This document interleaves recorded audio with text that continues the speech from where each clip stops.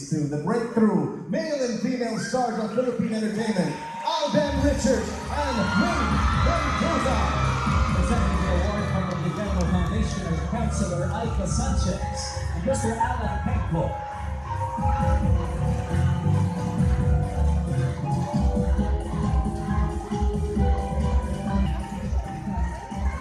Nagpapasalamat po ako sa lahat ng movement ng Guillermo Awards at considering the short time that I've been in this industry, isang malaking bagay po sa akin na mapabilang po dito at makilala. Kaya maraming salamat po ulit. Thank you so much po to Guillermo Awards.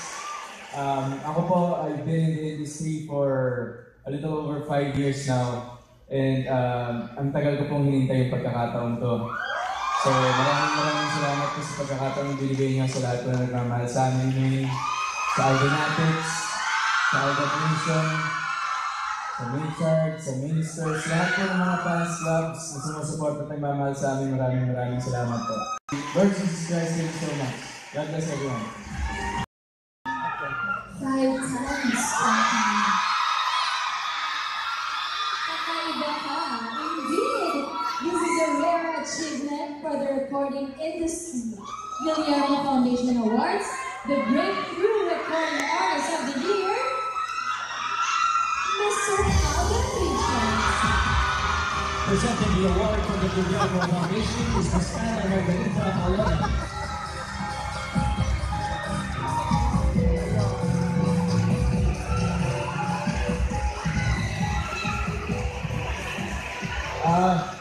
Thank you po. Ano po sa lahat, hindi naman po talaga ako singer. I was just given a chance to do an album under GMA Records. So, GMA Records, so thank you so much for giving me a chance to do an album.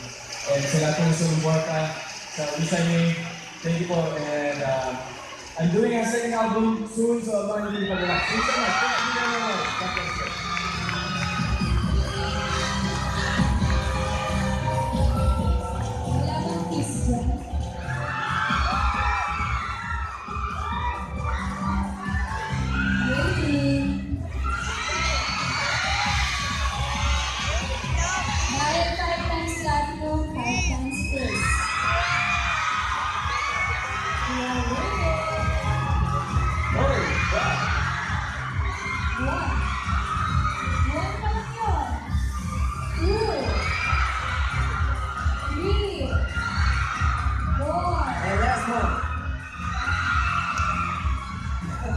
Gusto ko rin siya. Oo.